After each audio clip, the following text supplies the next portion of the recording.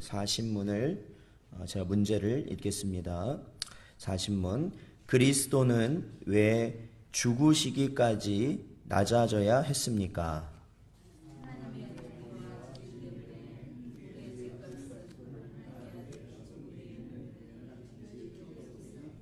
네, 아멘. 그렇습니다. 자, 저와 여러분 지금 계속해서 하이델 요리문답을 통해서 저희들이 사도신경을 저희들이 다루고 있다라는 것을 제가 계속해서 말씀을 드립니다. 그럼 저희들이 죄인인 것을 또한 잘 알고 또한 그 죄에서 또한 죄인에서 벗어날 수 있는 길을 하나님께서는 우리에게 예수 그리스도라는 즉 자신의 하나뿐인 아들을 십자가에서 죽임으로 인하여서 그 길을 우리한테 제시해 주셨습니다. 믿으십니까? 그런데 그러한 죽음을 굳이 왜 자신의 아들을 굳이 죽이셔야 됐냐라는 것이죠. 왜? 아니 왜 굳이 그 자신의 아들을 죽이셔야 됐냐라는 겁니다. 천지를 지으신 하나님 아닙니까?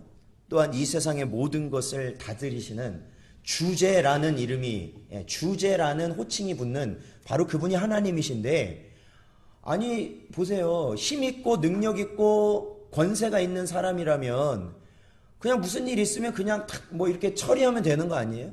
굳이 그거를 왜 자신의 하나뿐인 아들을 죽이면서까지 우리에게 허락하셨냐라는 것이죠. 왜 그러냐 왜? 하나님이 왜 그렇게 하셨는가? 자, 그 답은 오늘 이겁니다. 그것은 바로 하나님의 공의와 진리 때문이다라는 거예요. 하나님의 공의와 진리 때문에. 자, 우리 오늘 본문 말씀이죠. 창세기 2장 17절. 자, 다시 한번 읽어보겠습니다. 시작. 선악을 알게 하는 나무의 열매는 먹지 말라. 내가 먹는 날에는 반드시 죽으리라 하시니라. 아멘. 그렇습니다. 자, 이 2장 17절의 말씀을 그냥 하나의 이 창조 이야기로 들으면 그렇게 크게 우리에게 와닿지 않습니다. 2장 17절. 자, 여러분 보십시오. 구약 성경이 총 몇 권이죠? 몇 권? 39 하면 27이 나올 뻔했어요. 네. 예, 그렇죠. 보통 그렇게 외워요. 39 구약, 그리고 39 27 하면 27 신약, 이렇게 외워서 39 27인데, 자, 보통 이 39권이 보면은, 세 부분 정도로 나뉘어요. 세 부분 정도로. 그러니까 네 부분. 그러니까 처음에는 5권은 율법서, 그리고 그 다음에 나오는 12권은 역사서, 그리고 또 나오는 5권은 시가서, 그리고 그 나머지 나오는 것들은 선지서라고 이렇게 크게 분류를 합니다. 자, 그러면 율법서 5권이 뭐냐면 창세기, 출애굽기, 레위기, 민수기, 신명기가 율법서입니다. 그리고 특히 이것을 다르게 부르면 모세오경이라고 불러요. 왜냐하면 모세가 썼거든요. 그러니까 모세가 출애굽하고 난 이후에 시내산에서 이걸 기록을 했다라는 겁니다. 이 창세기라는 게요. 자, 그렇다면 율법서라고 불릴 때는 창세기가 율법서라고 불릴 때는 그만한 이유가 있는 거예요. 이 창세기에 뭐가 있으니까 그럴까요? 바로 법이 있으니까 그래요. 법.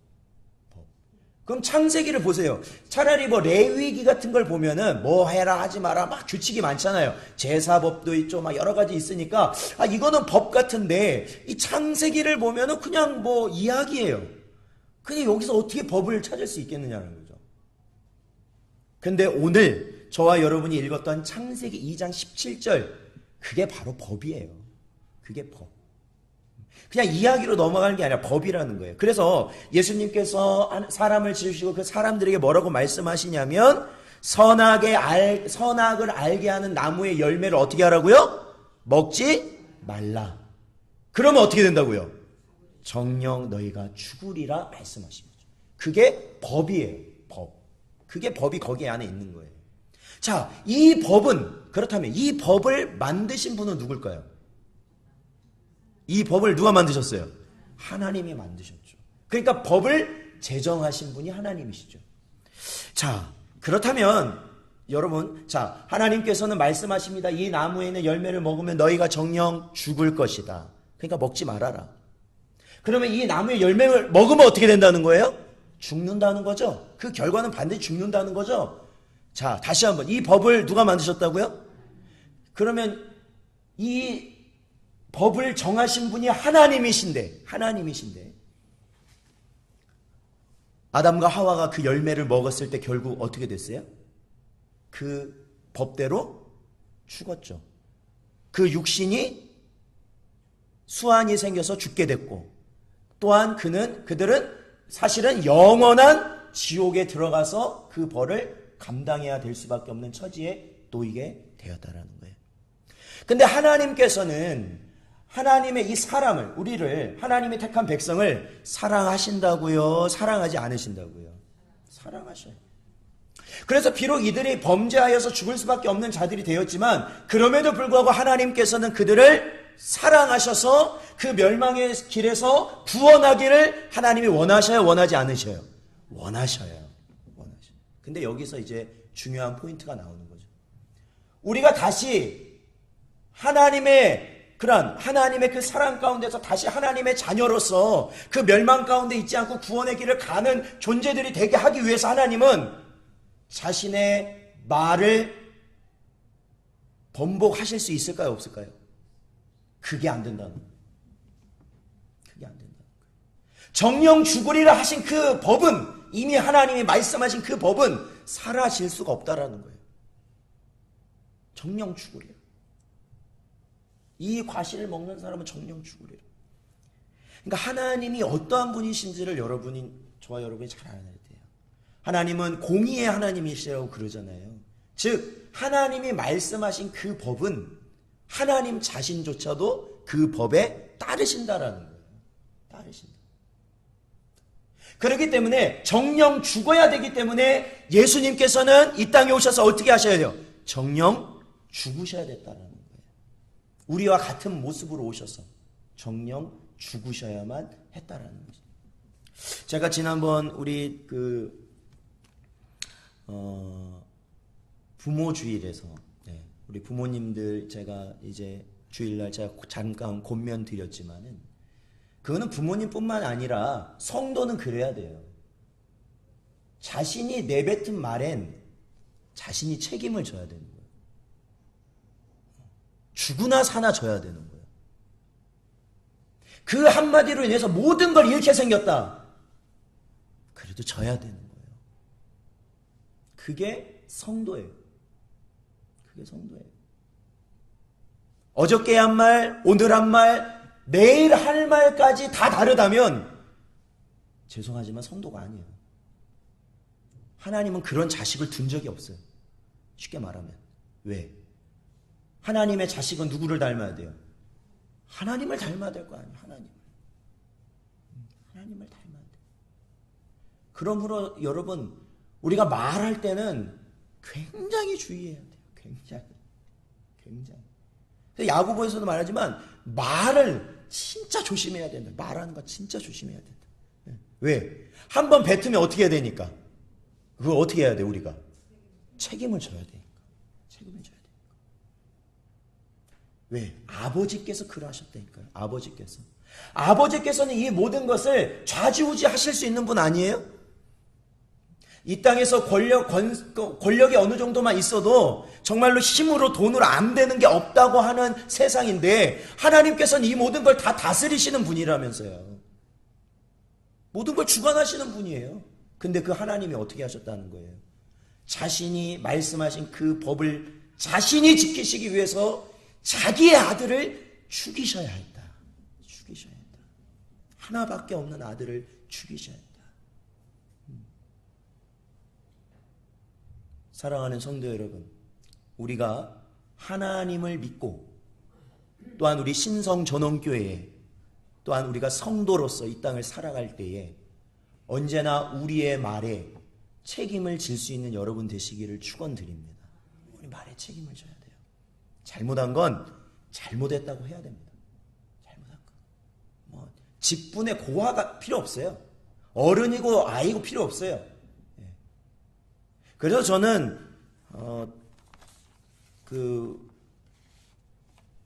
언제나 부모로서의 입장에서 제가 항상 마음에 품고 있는 거는 제가 자식에게 요구하는 것이 있으면 그 요구에 저도 항상 따라가야 된다는 거예요. 따라야 된다. 그러니까 간혹 보면 이런 분들 있잖아요.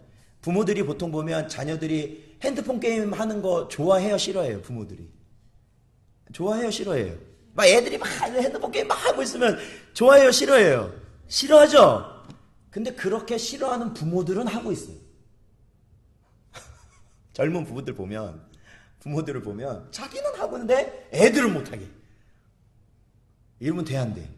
안 돼. 차라리 둘 다 같이 하든지.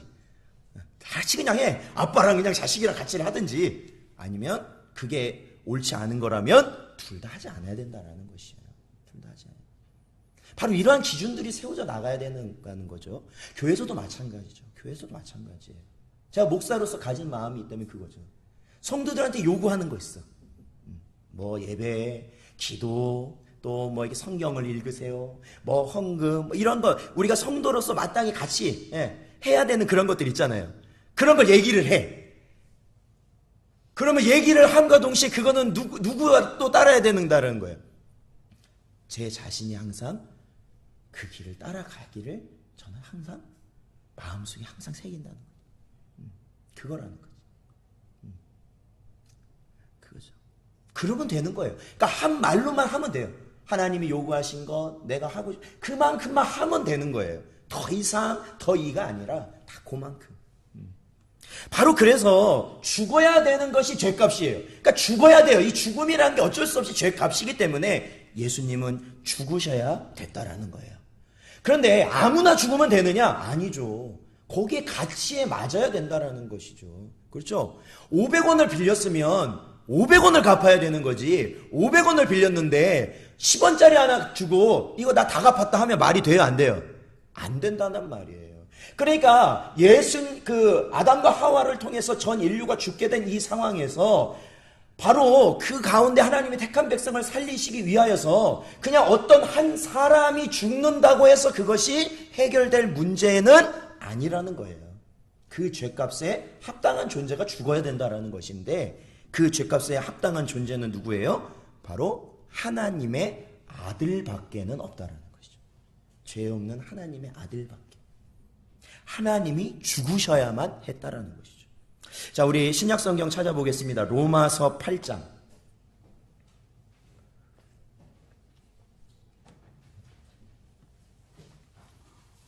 로마서 8장 3절에서 4절 말씀.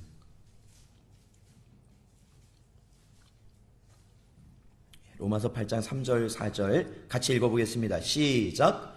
율법이 육신으로 말미암아 연약하여 할 수 없는 그것을 하나님은 하시나니 곧 죄로 말미암아 자기 아들을 죄 있는 육신의 모양으로 보내어 육신의 죄를 정하사 육신을 따르지 않고 그 영을 따라 행하는 우리에게 율법의 요구가 이루어지게 하려 하심이니라. 아멘. 그렇죠. 우리는 할 수 없는 그 일, 죄에서 그 멸망에서 벗어날 수 없는 그 일을 바로 예수 그리스도 하나님의 하나뿐인 자신의 아들을 통하여서 이루신 것이 바로 하나님의 뜻이다라는 것이죠. 그러니 얼마나 하나님 멋져요. 사실은 진짜 하나님 멋지신 분이에요. 정말로 그냥 거룩하고 위대하고라고만 표현할 게 아니라 멋지신 분이에요. 힘있고 능력있고 모든 걸 가지셨는데도 불구하고 자신이 말한 대로 그것을 하실 수 있는 분. 저는 사실 그런 사람이 되고 싶어요. 말한 대로 하는 사람. 여러분, 우리 자녀들이 싸우는 거 좋은 거예요? 싸웠으면 좋겠어요? 안 싸웠으면 좋겠어요? 안 싸웠으면 좋겠죠? 그러면 내가 안 싸우면 되는 거예요. 우리 자녀들이 근심 걱정 많이 했으면 좋겠어요? 많이 안 하면 좋겠어요? 근심 걱정 안 했으면 좋겠죠? 그러면 나도 안 하면 되는 거예요. 안 하면 되는 거예요. 우리 자녀들에게 원하는 것이 있다면 그 부모 역시도 그 길을 가면 되는 거예요. 참 그것이 쉬울까요? 어려울까요? 어렵죠? 예, 어려워요. 아마 이 땅에서는 불가능할지도 몰라요. 그러나 그것을 가능케 하시는 것이 하나님의 은혜라는 거예요. 그것이 바로 우리의 믿음이라는 거예요. 언제나 그러한 은혜 가운데 살아가시기를 주님의 이름으로 축원드립니다. 그렇기 때문에 예수님은 어떻게 하셨느냐? 우리 빌립보서 한번 볼까요? 빌립보서 2장 8절.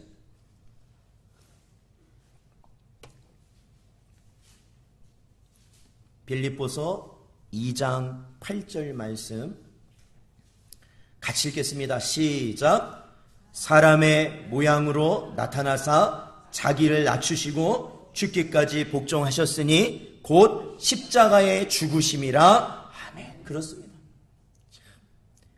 사람 모양으로 오셔서 십자가에 죽으신 분이 누구세요? 예수님이시죠. 예수님. 예수님. 에어컨 좀 꺼주시라는 말이에요. 예수님. 예수님은 누구세요? 성부 하나님의 아들이시죠. 자, 오늘 여기 청년들이 좀 있으니까 말씀드려요. 우리는 예수님의 모습을 통해서 자녀는 어떻게 해야 되는가가 나와요. 부모의 뜻에 어떻게 해요? 복종인데 그냥 복종도 아니고 기쁨으로 복종이에요. 기쁨으로. 아, 부모의 뜻이 나의 뜻이야. 부모의 뜻이. 부모님이 원하는 것이 내가 원하는 것이 되는 거예요. 멋있잖아요. 정말 멋있잖아요. 자녀 되신 여러분, 그리스도의 모습처럼 부모님의 마음을 나의 마음으로 품으실 수 있는 여러분 되시길 축원드립니다. 예수 잘 믿는다고 뭐 교회 가서 뭐 봉사도 하고 기도도 하고 예배도 잘 드리고, 그런데 부모님을 공경 못하면 그 사람은 땡이에요. 그건 확실해요. 부모님을 멸시하고 부모님을 모실 수 없으면 그거는 바른 신앙이 절대 아닙니다. 바른 신앙이 아니에요. 그래서 예수님께서는 결국 하나님 아버지께서 자신의 아들이 죽는 것밖에는 우리를 구원할 길이 없다라는 것을 말씀하셨을 때 예수님께서는 그거를 어떻게 하셨다는 거예요? 그대로 따르셨다는 거죠. 자신이 하나님이신데도 불구하고 자신의 모든 영광을 다 버리시고 오히려 하나님이신 분이 사람의 형상, 종의 형상을 입으셔서, 그것도 이 땅에 사람으로 오셔서 이 땅에서 제일 높은 자리로 오신 것도 아니고 제일 낮은 자리로 오셔서, 그리고 살면서 호강하신 것도 아니야. 이 땅에 오셔서 호강하셨어요. 예수님이 가난한 집에서 몫으로 사시다가 나중에 3년은 뭐예요? 멸시, 천대, 모욕, 그리고 나중에는 저주받은 십자가에서 죽으셨다는 거죠. 누구의 뜻 때문에? 아버지의 뜻을 일으켰어요. 아버지의 뜻. 아버지의 뜻. 아버지의 뜻은 왜 그래요? 바로 저와 여러분은 죽을 수밖에 없기 때문에 그 하나님의 공의를 이루시기 위하여 자신의 아들을 죽이셔야만 했다라는 것입니다. 자, 우리 히브리서 한번 찾아보죠. 히브리서 2장 14절 15절.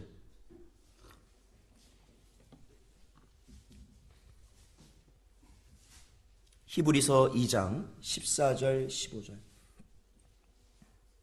자, 같이 읽어보겠습니다. 시작. 자녀들은 혈과 육에 속하였음에 그도 또한 같은 모양으로 혈과 육을 함께 지니심은 죽음을 통하여 죽음의 세력을 잡은 자 곧 마귀를 멸하시며 또 죽기를 무서워함으로 한평생 매여 종노릇하는 모든 자들을 놓아주려 하심이니 아멘. 예수 그리스도께서 죽으셨다가 부활하심을 믿으십니까? 그게 뭐예요? 사망의 권세를 깨부셨다는 거예요. 깨부셨다. 예수님이 살아나심으로 인해서 이제는 영원히 죽는 것이 아니라 정말로 살아나는 역사, 부활의 은혜가 우리에게 있다는 것을 깨닫게 된 것이죠. 그래서 우리에게는 이 세상이 전부가 아니란 말이에요. 이 세상이 전부가 아니라는 거예요. 오늘 아침에 장로님 기도하셨던 것처럼 썩어질 것만을 우리가 위해서 살아가는 것이 전부가 아니라는 거예요. 썩어질 것만 위해서 살아가는 게 전부가 아니라는 거예요. 그것은 곧 무엇을 의미하냐면 사망의 권세에서 내가 노임을 받았다는 증거예요. 증거. 사랑하는 성도 여러분, 그렇죠?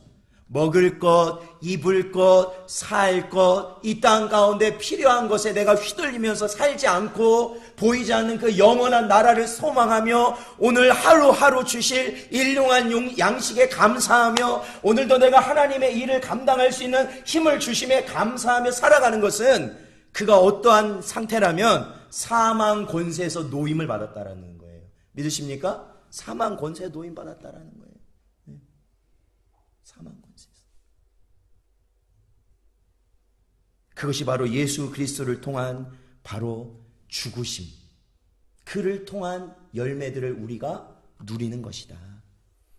사망 권세에서 노임을 받고 자유롭게 살아가시는 여러분 되시길 축원드립니다. 언제나 내 건강이나 내 경제적인 것이나 그런 걸로 여러분 고민하지 마세요. 고민하지 마세요. 우리 건강은요, 때 되면 다 안 좋아지는 거예요. 제가 이렇게 말씀드리면 좀 그런가요? 그러나 그게 질서예요, 질서. 하나님이 정하신 질서. 때 되면 약해지고 안 좋아지는 것이 우리 몸이에요. 권세도 그래요. 명예도 그래요. 우리가 한때는 권세를 아주 많이 잡았고 명예도 아주 많이 높다 해도 영원토록 그 자리에 있는 게 아니잖아요. 높을 때가 있으면 그 순간부터 내려올 때밖에 없는 거예요. 이제 내려올 때밖에. 그 지혜를 우리는 깨달아야 된다라는 거예요. 자, 그렇다면 우리 계속해서 요리문답 41문을 보겠습니다. 41분. 그리스도는 왜 장사 되셨습니까?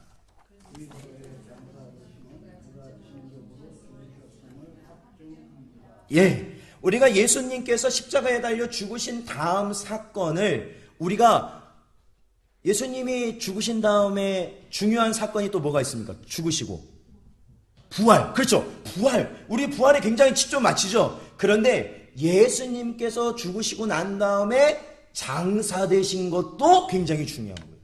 장사가 됐다는 게 뭐예요? 무덤에 들어가셨다라는 거거든요. 무덤에 들어가셨다. 자, 우리 이사야서를 한번 볼까요? 구약성경 이사야서 53장.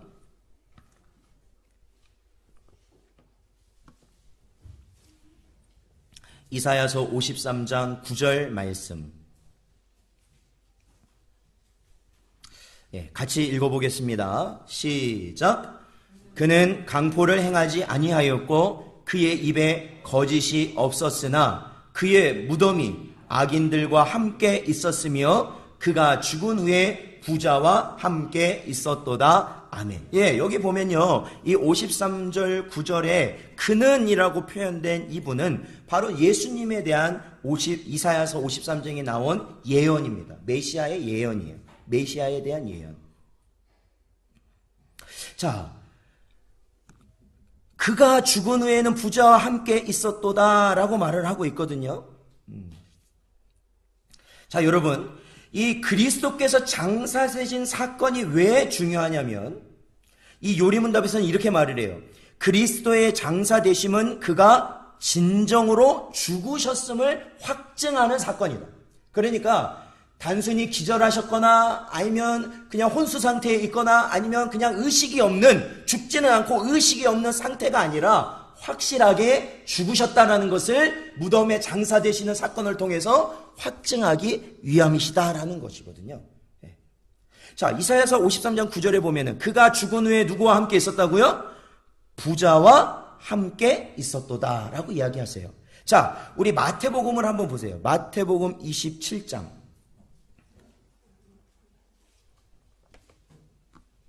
마태복음 27장 59절 60절.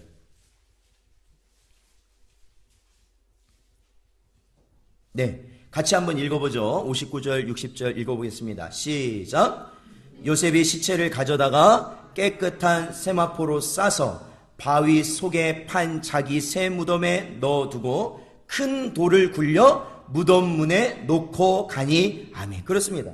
즉, 이 예수님께서 죽으신 이후에 바로 누가 찾아오냐면 아리마대 요셉이라는 부자가 찾아와요. 그래서 이 아리마대 요셉이 어떻게 하냐면 본래는 자신이 죽으면 들어갈 무덤, 그러니까 이 보통 부자들이나 이런 걸 준비해 놓는 거거든요, 사실은요. 예. 그것도 바위를 파서 만든 무덤에 어떻게 하는 거예요? 예수님을 모셨다라는 것이죠. 예수님을 모셨다. 그러니까 예수님의 죽으심과 이 장사되심이 이미 준비되어 있음을 우리는 알 수 있습니다. 그러므로 예수님께서는 반드시 죽으셔야만 한 것이 드러나는 것이죠. 예수님이 죽지 아니하셨다면, 어떤 사람의 말처럼 그냥 기절해 있다가 깨어난 사건이라면 결코 우리의 정죄는 사라질 수가 없다라는 것이에요. 자, 우리 마지막으로 고린도전서 15장 3절 4절을 읽어보겠습니다.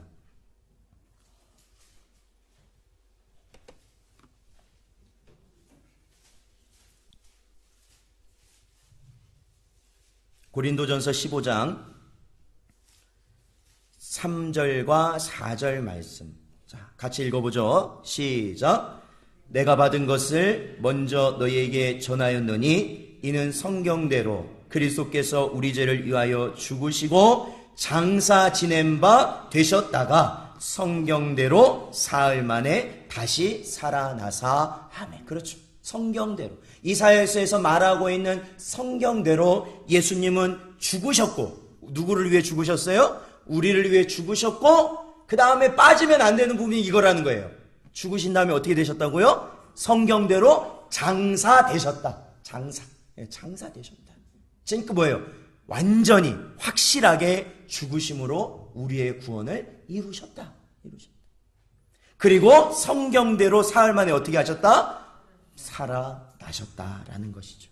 사랑하는 성도 여러분, 저와 여러분 오늘도 이렇게 예수님께서 왜 죽으셔야 됐는지, 그리고 죽으신 예수님이 왜 이 장사되는 과정을 거치셔야 됐는지, 그러니까 예수님이 보내신 그 모든 행적은 그 뜻이 없는 것이 없다라는 것을 기억하시기를 축원드립니다. 그리고 하나님께서는 반드시 공의로우신 분이어서 자신의 법을 언제나 하나님께서 솔선수범하여 지키시는 분이시고, 그렇기 때문에 저와 여러분도 어떻게 해야 돼요?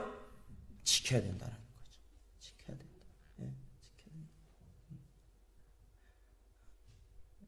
얼마 전에 나온 뉴스에도 그 교회에서 일어났던 그 분란을 소개하는, 얼마나 세상은 그런 걸 좋아합니까? 교회가 막 문제 일어나는 거 세상이 좋아해요, 싫어해요? 좋아해요. 그런 거 듣는 것도 좋아해요. 그런 거 가지고 가서 다른 사람하고 얘기하는 것도 얼마나 좋아하는지 몰라요. 그 교회가 그렇더라. 그것은 세상의 잘못이 아니라 우리가 말한 대로 안 하기 때문에 그러는 거예요. 서로 사랑하시길 축원드립니다. 사랑하시길 축원드려요. 그러면 사랑하면 되는 거예요. 사랑하면 돼요. 그러한 은혜가 언제나 저와 여러분과 우리 교회에 있기를 주님의 이름으로 축원드립니다.